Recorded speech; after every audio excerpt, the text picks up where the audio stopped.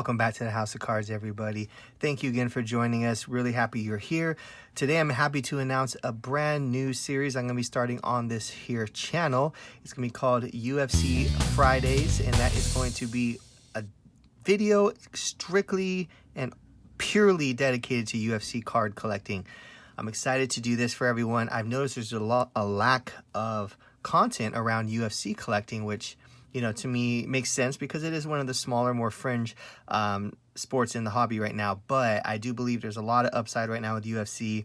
I know, you know, this year's been big with the release of Prism and Select and, you know, Chronicles, and, you know, got Optic coming out soon. So I think the sky's the limit right now. And there is a nice big history of UFC starting back in 2009 that we'll also be covering within this new series. So it's not just going to be focused on the new Panini stuff, but it's going to go back to the top stuff and kind of, you know, all around the gamut there. So excited to launch this new series here, and this will be the very first episode today, so get ready. If you love UFC, I'm going to show you some cool tricks on how to collect UFC, but also how to invest in UFC and how to make some money, which today's video will be primarily focused on the investment side. But before we get into that, as you guys know, hit the subscribe button if you haven't yet. Join the family here. We have a good time, lots of cool videos.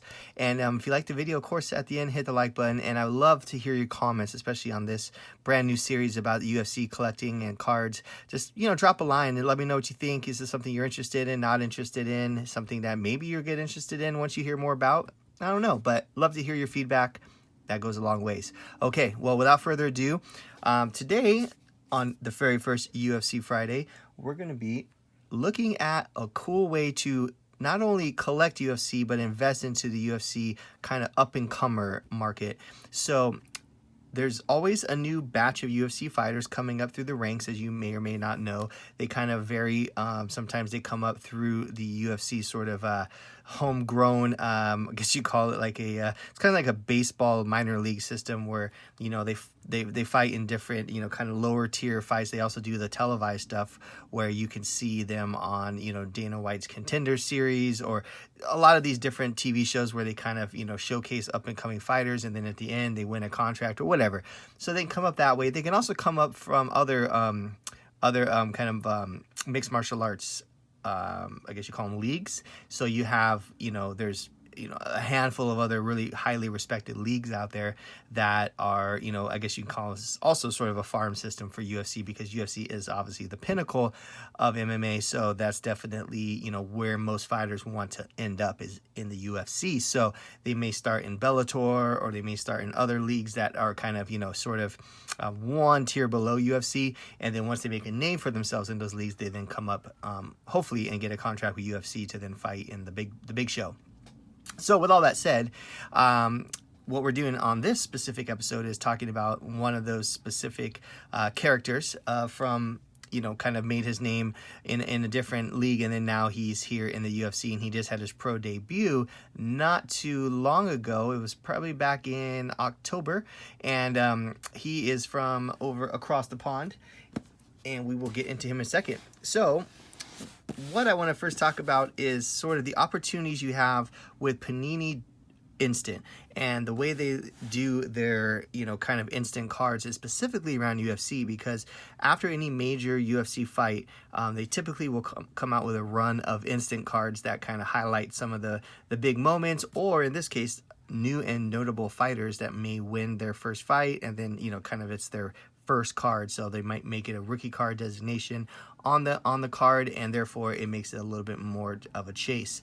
So what I did was, I will show you here on the screen that I went into Panini shortly after the previous UFC pay-per-view event, and I bought a batch of 10 cards from a fighter named Paddy Pimblett. So Paddy is from the UK, and he is quite the character, and this is what drew me to want to get his cards, because he has that swagger, he has that, you know, that thing about him, and he has, you know, a whole nation sort of backing him as well. So Paddy, you know, they call him Paddy the Baddie. He has a great nickname already. He was amazing on the microphone when they interviewed him after his victory, and I immediately knew this is a guy that could become a star in the UFC. So I went on to Panini and purchased, as you'll see here, a 10-pack of his quote-unquote rookie cards. first card, you know, released by Panini, so that's always a good thing. And I figured, why not? You know, it's low risk, high reward. So I think I paid somewhere around $65 and some change for the 10-pack, and that included, of course, the shipping and everything else. So I was into it. Let's see here, for a total of $64.46. So we could break that down into 10 cards. So let's just call it $6.50 a card, right? Okay, so that's what I'm into each card for. Then what I did was, when I got those in, I went through them and picked out which ones I thought were the Gem Mint ones. And then I ended up selling 2 of them online on eBay. And you'll see here, I sold those for basically $50. So I basically recouped all of my money for the full lot of 10 cards by selling 2 of them online shortly thereafter.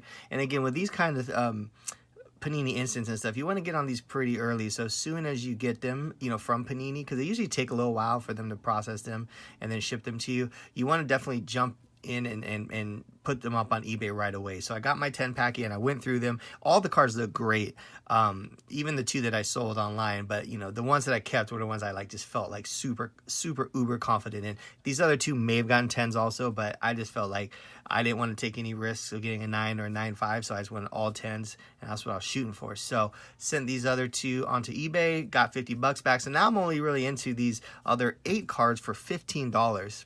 So you can kind of see where that could be a nice margin there. So I then got those cards, sent them to SGC, and we just got them back. So we're going to look at this order and see how we did. And in between the time I got these back and the time that I sent them in, actually there were a couple of graded sales. There have been tons of raw sales of these cards, but somebody else did the same thing I did, sent some into SGC, and I just saw pop up about a week ago an actual comp, which is nice because I was a little worried because there were no comps originally when I sent these in. So I was not sure what they would go for once they hit the market. So I was just kind of hoping and praying. I mean, they're going for about 20 to 30 bucks raw. So I figured worst case scenario, we can get like 75 to 100 bucks if I got a 10 on these. So we'll dig in here. I do this off camera not to ruin the surprise.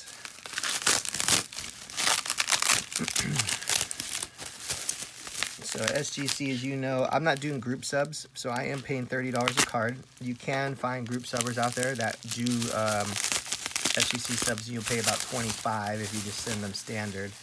And then, but if you do them yourself, it's $30 a card. So we will kind of do the math here. Okay. Okay, so technically I'm into these right now after I sold the 2 raw copies for about $15. Now it's been about $30 a card here, so we got 8.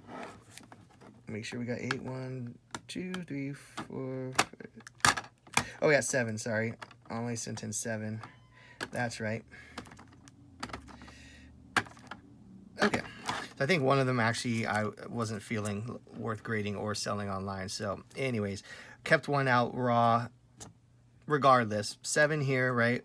$30 a pop, so we'll call it $210 plus the $15 of the raw sales. So let's just say we're into these for $225. So 7 of these cards here. All right. So we know we're in $225 for 7 graded copies of the Patty Pimblett, and that's after the raw copy sales. And I think I do still have a raw copy floating around somewhere, but we won't even worry about that. We'll just play it out as is. All right, so let's go through these, see what we get. First one, 10. Nice. So there you can see old Patty. He's just got this like awful like bowl cut. I mean, he's just a character. And when you see him, I definitely highly recommend going on YouTube and watching his his interview after he won. It's pretty funny. But anyways, you get your rookie card logo, super important. Patty Pimblett, it's got the date, Saturday, September 4th. Sorry, it wasn't October. So back in September. And then, of course, you know, your Panini Instant. There you go. All right, number 2. Tanner, nice. Number 3, I like that. Number 4, oh yeah. Number 5, beautiful. Number 6, and this is the beauty of the Panini Instants, is that they actually have pretty good quality control. And number 7, there you go. So we went 7 for 7, guys. That's amazing. Okay, so now let's take a look at what the only comp of this went for here on eBay recently. I think it was about a week ago. And let's see here. We got this eBay sale right here. That is, there it is. Okay, sorry about that. $83 plus $10 shipping. So, you know, $93 all in for one of these, and this sold November 20th, you know, about a week ago. So that's a fairly recent comp. This is the only comp for a SGC 10. So I don't think anyone's sending these to PSA because I don't think there's a high enough, you know, return on it to spend $150 right now. But in an SGC 10 for $83, you know what? I wouldn't feel bad putting these up at $99. Probably do free shipping just to kind of entice people and see what they do. I'm pretty confident you can get close to $100 a pop for these. So if that's the case, let's just say we do end up selling these for $100 each. You know, it's minus, so $700 minus out our eBay fees of 10, we'll call it 10%. So now you're at, you know, $630 on a $225 investment. So you're basically pretty much making a profit of about $400 if you sold all these at that price. So as you can see, there's a lot of profit to be made on these UFC instant cards. Another thing to note too is on the back, they do show the number of cards that were printed. So there's almost 10,000 of these printed. Again, this guy's popular. He is, you know, no joke. I would also recommend too, when you go to sell these, to make sure you check the little box that allows these to go onto the eBay UK website, because for Patty specifically, you want all those UK eyeballs to be seeing this. And I think they charge you like 50 cents or something stupid, really small amount to be on the UK site as well. So highly recommend doing that, specifically when you're dealing with popular, you know, European fighters or players or whatever. Just a smart move to do. So anyways, there you go, guys. I just wanted to share that with you for the very first UFC Friday video, and I hope this is a good sort of like trick and tip to learn on how to get some you know, not only collect some cool new UFC fighters, because hey, if he come, you know, becomes the next big thing, you know, maybe you keep 1 or 2 of these aside for your own personal stash and you sell the rest, and you still are making a nice chunk of change. But you know, I think for the most part, you know, anything that you can get right now, and these are still very speculative, you know, who knows, he could get knocked out his next fight and then it kind of all goes to waste. But if you know, just in it for the quick flip, this is a great way to make some money. And also, you know, this is a good lesson to learn, is to watch the fights.